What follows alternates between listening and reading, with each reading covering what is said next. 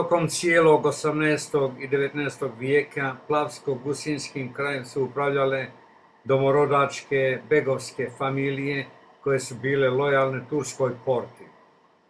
Međutim, kako je Turska imperija slabila uslijed stalnih političkih i socijalnih kriza, na drugoj strani sandžački susjed Crna Gora se uz nesebičnu pomoć Rusije enormno uvećava, otimajući komad po komad teritorije na kojoj su živjeli Bošnjaci i Albanci.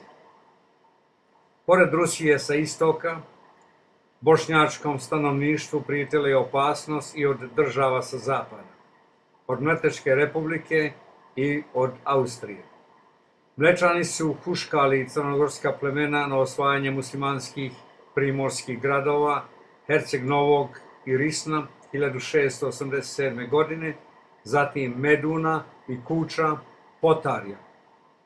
Nesebičnu pomoć, kako u naoružanju i novcu, tako i u ljudstvu, Rusija je pružila Crnoj Gori i njenoj teritorijalnoj ekspanziji u pravcu Sandžaka u cilju presijecanja bosanskog druma koji je spajao Bosnu i Hercegovinu sa Istanbulom.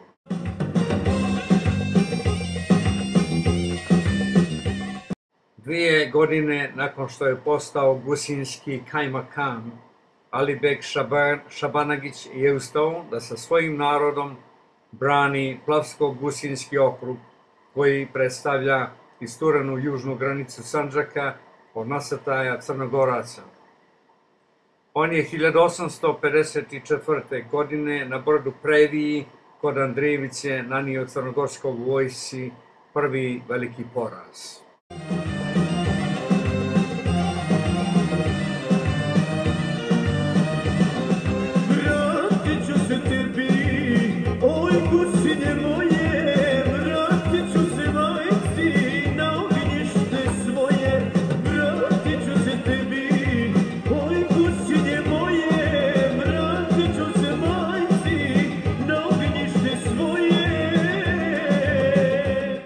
U 1879. godine, vidjevši da Plavi Gusinje ne može dobiti diplomatskim putem, knjaz Nikola se u septembru 1879. godine riješio da ovo pitanje riješi vojnim putem, pa se obratio vojnom ministru i vojvodi Popu ili Plemencu da uz konsultacije sa ruskim konzulom na Cetinju Joninom i ruskim pukovnikom Nikolajom preduzme rješavanje plavsko-gusinskog pitanja vojničkim putem.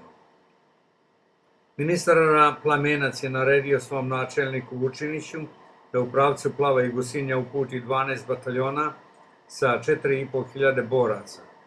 Borci su mobilisani iz sljedećih crnogorskih plemena: iz Vasevića 3 bataljona, iz Kuča, Moračana, Bjelopavlića i Bratonožića po 2 bataljona i iz Drovaca 1. U crnogorskoj vojsci nalazio se izvjestan broj ruskih dobrovoljaca i oficira. Knez Nikola je za komandanta ovog kombinovanog odreda postavio kučkog vojvodu Marka Miljanova. Ali Paša Gusinski je kao jedan od najistaknutijih rukovodilaca Prizrenske lige angažovao veliki broj Bošnjaka i Albanaca iz lige za odbranu ovoga kraja.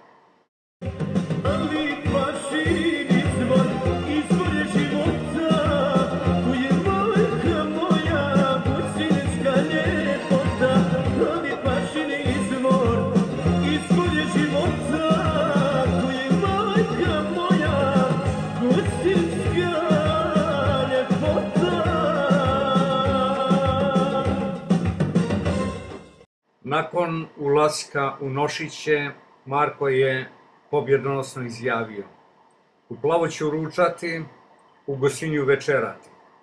Vijest da su Crnogorci zauzeli Nošiće Plavljanima je 6. decembra 1879. godine donijela jedna starica. Oni su tek otklanjali sabah namaz kada su čuli ovu vijest. Jakub Ferović Feri, najugledniji Plavljanin, je naredio pokret jedinica u pravcu Nošića. Ali Pašina vojska uspjela je da razbije ovaj crnogorski napad na Nošiće. U trenutku kada je izgledalo da će i Marko Miljanov biti živ uhvaćen, pomogao mi je Todor Vukov, brat vojvode Miljana Vukova, koji je predvodio Vasejevički bataljon. On je napadao sa desne strane Lima i tako omogućio Marku Miljanovu da prepliva na drugu stranu rijeke sa nekolicinom svojih boraca. Treba istaći da se Marko spasio hvatajući se konju za rep. On je uspio da prepliva Lim.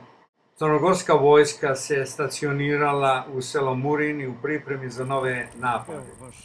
Kada je Ali Paša Gusinski saznao o toj namjeri, organizovao je svoju vojsku i prvi napao crnogorsku vojsku na Morinu 1880. godine i Ali Paša dobija i ovu bitku. Evo je voda vrlo hladna. Ovo su Ali Pašini izvori. Evo da popijemo jedan gutlja ove vode.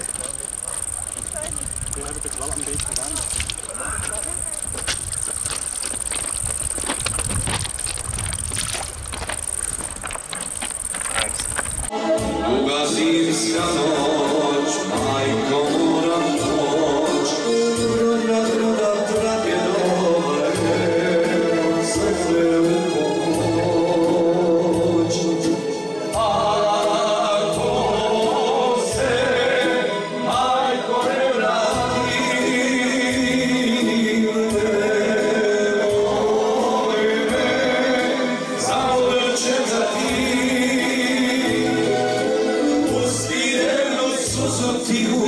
I prouči mi Fatiju, nek me ona isplati.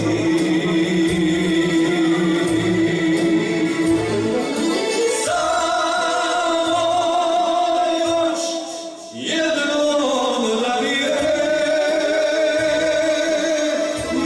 ispe černecke kapije.